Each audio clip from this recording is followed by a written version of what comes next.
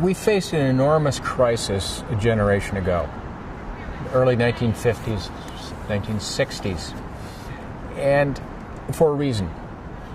It was the first shift in the fundamental strategy of agriculture that had occurred in 10,000 years.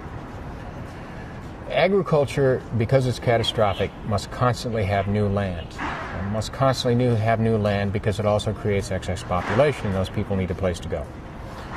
So, from the beginning of domestication of wheat 10,000 years ago in the Middle East, what is now Iraq, ironically enough, to about 1960, agriculture had a single strategy, which was it compensated for its weaknesses by taking new land. In 1960, we ran out of new land. Period. There was no more, essentially. And we've colonized some new land since 1960, but we've lost an equal amount of things like salinization, loss of water. So basically, our arable land base, our farmable land base, is the same as it was today as in 1960.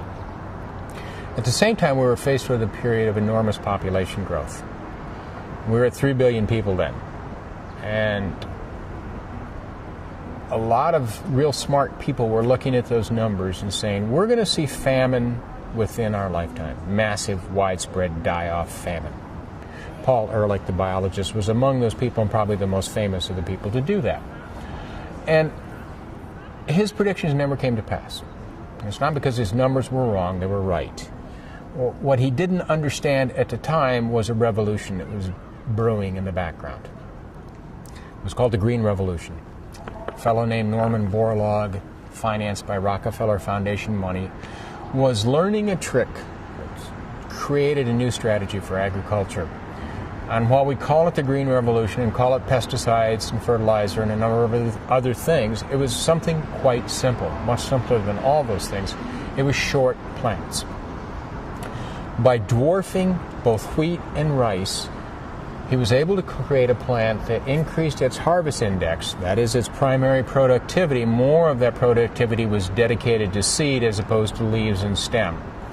But also because of that short architecture, they were able to hype that plant with chemical fertilizers and water, so it would support a heavier seed head. The result was a tripling of production, at least a tripling of production of both rice and wheat. As a result of that, something like 75% of human nutrition today is covered by corn, wheat, and rice, 3 grains. The ultimate result of that was we were able to increase human population, support that extra population, plus ramp it up further. So, in my lifetime, human population has doubled from 3 to 6 billion people. The hidden fact in all of that was that all of that increased production depended not just on short plants, but on energy, fossil fuels. Because the chemical fertilizers that took advantage of that short plant architecture come from natural gas. It's a straight-off conversion, natural gas into fertilizer. But at the same time, we're using enormous amounts of energy to plow the field with tractors, to process the food, because grain can be eaten straight up. You can't go out and eat a piece of grain like you can a green bean or a tomato. It must be processed in some way. It must be cooked.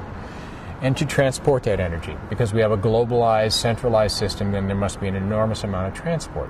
As a result of that, all that is that if we take a look at about 1940 and an American farmer, that farmer was using roughly a calorie of fossil fuel to make a calorie of food. Today, that same farmer uses something like 10 calories of fossil fuel to make a calorie of food. That means that petrochemicals, fossil fuel, have become embedded in our food supply. We put off the catastrophe that occurred a generation ago with fossil fuels. In other words, we didn't colonize new farmlands, we colonized new oil fields and new watersheds to make irrigation water. If we run out of fossil fuel, that strategy will collapse in a heartbeat. And we will be at exactly the position we were a generation ago When we had 3 billion people we couldn't feed, only now we have 6 billion people, exactly double the number.